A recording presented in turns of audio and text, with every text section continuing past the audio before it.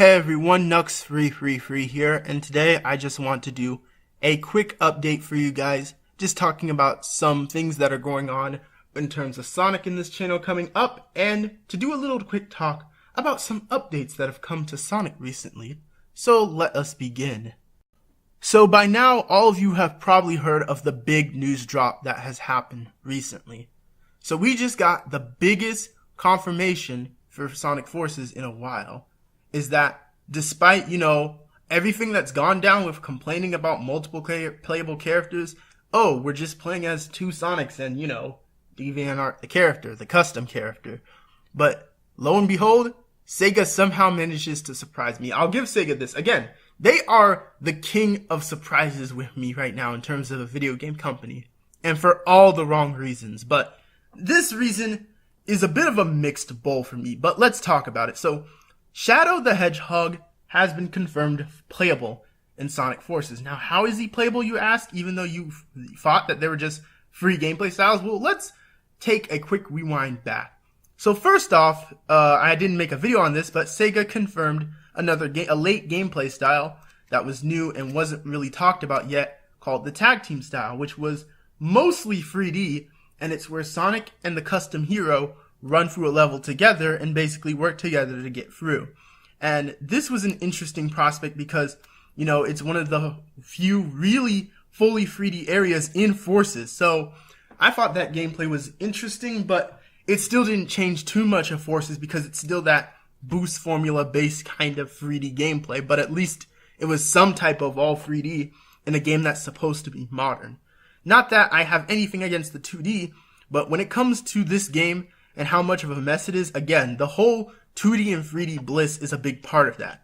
But now, here we have Shadow getting his own gameplay style for the first time in, forever. It's been so long since we've seen Shadow playable in the game. And honestly, I'm pretty mixed on it. And here are my reasons why. Now, on one hand, I do think that this is a great thing nonetheless, because it shows that Sega is listening. Sonic Team is listening to outcry to fans. There are people who are like, but we don't need playable characters. Playable characters aren't cool. And yet, lo and behold, all the 3D fans, people who actually would play these 3D games and don't care for things that go on in 3D Sonic, clearly want things like multiple playable characters and things such as that. And the right step in that direction was with this announcement by announcing Shadow playable. But there's one catch. Shadow is not playable in the base game. He's playable as downloadable content through a bonus pack by the name of Episode Shadow. And basically what Episode Shadow is it's very similar to Episode Metal in Sonic 4 episode, I don't know which episode it was, but basically when you mix Episode 1 and 2 of Sonic 4, you get Episode Metal, where you can play as Metal Sonic. Here, it's kind of a similar case where you play as Shadow. Now, in terms of the story of this, basically, you'll be playing as Shadow leading up to the events of Forces, where Shadow is on a mission with Rouge and Omega, which, by the way, wow, he acknowledges that he has friends again. Amazing. But either way, it's interesting that we actually see Shadow do stuff that's within his character instead of just fight Sonic out of nowhere. And it's interesting that he's getting his own gameplay style. Now, do I think that this is going to make Shadow a much better represented character in this game? And will he be, perfectly back in tone? No. And I also don't think that this Shadow mode or whatever is going to suddenly fix all the problems of Forces, because it doesn't play much differently from Forces. If you look at the gameplay, the first thing they show off is Shadow running through a blocky 2D section, which, oh goody. But it is nice, again, that they are at least listening to the fans. It's baby steps. I guess another interesting thing to make note of is we also have a remix of the song Supporting Me from Sonic Adventure 2 here. And which, okay, I mean, it was a good song back then and it's still a good song now. Of course, the remix is good because Supporting Me is a really good song and it's really hard to butcher. I don't feel necessarily bad towards that, but I'm not jumping out of my seat going crazy, especially since we've already had Supporting Me remixed before. And we had a Generations remake that was pretty okay. So I'm not losing my mind over Supporting Me as some people are, but it is good to hear another decent song to Force's soundtrack, I guess, especially considering I haven't really been enjoying Force's soundtrack that much. But again, let me stress why this announcement of Shadow being playable in Forces is important. I think it's important because it shows Sonic Team is taking baby steps to finally listening to Sonic fans of the core 3D branch and adding things they actually want instead of listening to fans and critics of the same fan base who say otherwise. Like, for example, you'll have 2D fans who say multiple playable characters in the 3D style was a mistake, even though they'll go to Sonic Mania and they'll happily play as Tails and Knuckles. You see what I'm saying? It's ridiculous that we have to deal with this, and now Sonic Team is at least attempting to fix these mistakes. Now, I don't think, again, it's going to be that dramatic of a fix for Forces because too little too late, in my opinion. Forces is a game that has a pretty set direction, and I feel like Sonic Team is trying to adjust it too much as they go. And that's a big problem I have with Forces. It's just a game that has some elements of it all over the place. But I do see this addition of Shadow as mostly an okay thing. Nothing too bad, but I should have figured Sega would do something like this, but at the same time, I didn't. And that's why I say Sega is like the king of surprises when it comes to video games for me, because, and again, in the worst ways possible, because they just surprise you in so many different ways. But yeah, I don't know what else to really say on Shadow from there.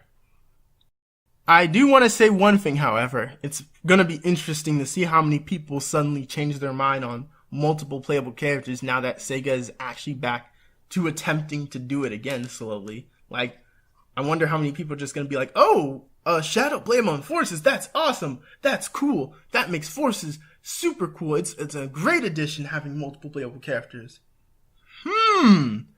If only you were saying that since the beginning, like some of the rest of us were. But I digress. That's just it on Shadow. I see it as a positive thing. I don't mean to ramble on about it this much, but I just wanted to talk about that. Now let's get into our second subject, which I gotta be honest, I'm about to go off right now. So our second subject is on this article that was released among the same day with this big Shadow news drop about everyone's favorite topic in Sonic Adventure freaking free. And when Sonic Adventure free comes up, I have to give my input on things like this because you know how I used to be very passionate about that game.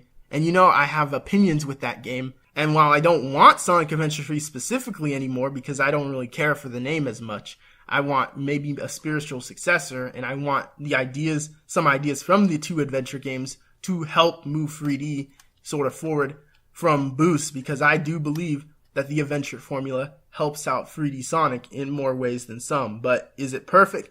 Heck no. There are plenty of flaws, especially with a video I'll have coming up talking about certain flaws with the adventure games that could possibly affect the future of 3D Sonic.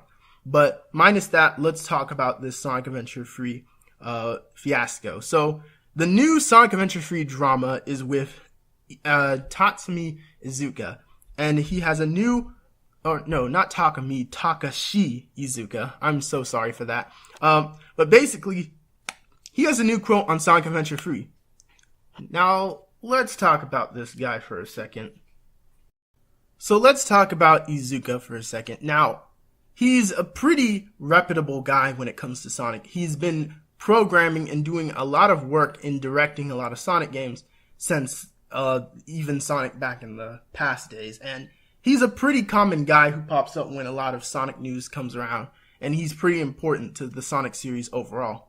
But let me explain a small problem I have with this man. This man right here, he has not been on a good footing with me, because one major problem I have with him is he's always contradicting his own statements. He's always getting caught lying, straight up lying multiple times. And some of his quotes in terms of what he talks about is just freaking obnoxious. And he changes his mind so much and has almost no idea what he's doing with Sonic sometimes that it really ticks me off. And I just really have to rant about it here. Similar to how I got on the Frostus case back with Sonic Boom, But Frost is not as relevant to the series as Iizuka is. Iizuka is very important to Sonic right now. And as someone who's really at the forefront of Sonic right now, he has just ridiculously made so many dumb mistakes that I feel are a big part of Sonic's mistakes as well. But let's talk about this adventure-free quote of his and why I'm calling absolute bullcrap on it, similar to some of the quotes Frost himself made back then. He says, and I quote, article will be linked in the description below, "I hear people saying that they want adventure-free, but the path that we're on and adventure-free, what fans want that to be, might not be an advancement of the series. So I don't want to do an adventure-free and step the franchise back just to give the fans what they want." He also says this, "From the developer standpoint, every Sonic game we're making is taking new steps and advances for furthering the game in a new direction. And that's dictated where the Sonic series has been going. If we can get to the gameplay to evolve to get to a place where adventure-free makes sense, then you might see an adventure-free come out. But we don't want to take the series back to where it was just to make people happy. We want to advance the idea of what a Sonic game is." And let me tell you guys why that's a bunch of bullcrap.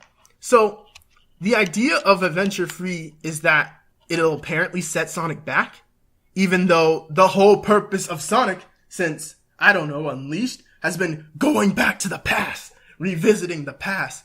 Green Hill Zone, baby. Like, it's so stupid how easy this man contradicts himself sometimes. And I know maybe it's a bad translation, or maybe sometimes he doesn't mean to, but like, come on, man. Why do you have to straight up lie and contradict yourself all the time? It's ridiculous. And I just want to call this crap out because this is not the first time he's done it. He's done it so many times, and yet here he is doing it again with Sonic Adventure Free. Now, let me explain why I'm calling this out, though. I don't have a problem with Sonic Adventure Free itself. As I've told you guys in all of my videos relating to that subject, I don't care about Sonic Adventure Free itself anymore. Here's what I have a problem with Sega. Sega really needs to stop using Adventure Free as a trigger word to get people to stop criticizing them. Like, I don't care that Sonic Adventure Free hasn't come out. If you think I'm criticizing Sega and asking for things like adventure gameplay back just because I want Adventure Free, then stop. It really needs to stop because it just gets on my nerves how people think Adventure Free is a trigger word that can make them win any argument. Let me put on screen basically a summary of why Iizuka's statement is absolute bullcrap. Right there on screen. That's why his statement is bullcrap. But following that, what I also want to put on screen is something that I feel relates to how I feel with the Adventure Free situation in general, and probably the smartest Sonic Adventure Free quote that I've seen so far. And I'm going to steal this quote from, hold on, I'm checking my phone right now to see, here we go. So from Emmy Jones, she says, "The trick is we don't need Adventure Free. We just need to understand the context as to why people want it and build that into something new." And I feel that is the best quote when it comes to Sonic Adventure Free. Do we need the exact game of Sonic Adventure Free? No. But building it into something new is something I feel is what would be the best thing to do with that. And using it as a constant trigger word just to get Sonic fans in a knot is just absolutely stupid. Like, get over yourself, people. And I see it all the time. You guys know who you are. And I'm not afraid to call this crap out anymore because I really don't care at this point. I mean, as if I'm, it's just so frustrating to talk about Sonic in this regard sometimes. I just have to let my honest self out because at this point, what's the point of holding myself back? To get more views? To impress you guys and make you happy because I'm easy peasy positive all the time? No, I've been negative since day one when it comes to this series' current direction, and I'm going to continue to be no matter how many times Sega says Adventure Free isn't happening, no matter how many times Sega lies and contradicts themselves constantly. It's just going to happen. And even when good things happen with Sonic, such as when Shadow was added to Forces, I will make notes on how it is good improvement and how it can add to even better improvement. That's just what's going to happen on this channel, at least for me, and I strive a lot of you guys to do that as well. But other than that, that's pretty much it on this little update of mine. To basically update you guys on the channel, in terms of my next Sonic video, I will be getting my review for Sonic Mania coming out very soon. I just finished the game 100%, got the complete good ending, finished Sonic and Tails' route. I'm still going to think about revisiting Knuckles' route so that I can give it some extra depth to the review, but I highly doubt it's going to be too different because I have played as Knuckles and messed with him, so I have an idea of how he grasped and the ideas of that. But yeah, Sonic Mania review will be coming out soon. That's all I pretty much have to say. Just give my words on these updates and then just tell you guys that the Sonic Mania review is on the way. So if you are a fan of Sonic content, do stay tuned because, of course, I still have more on the way. And I will be sure to talk to you guys later. This is Nux, and I'm out. Peace.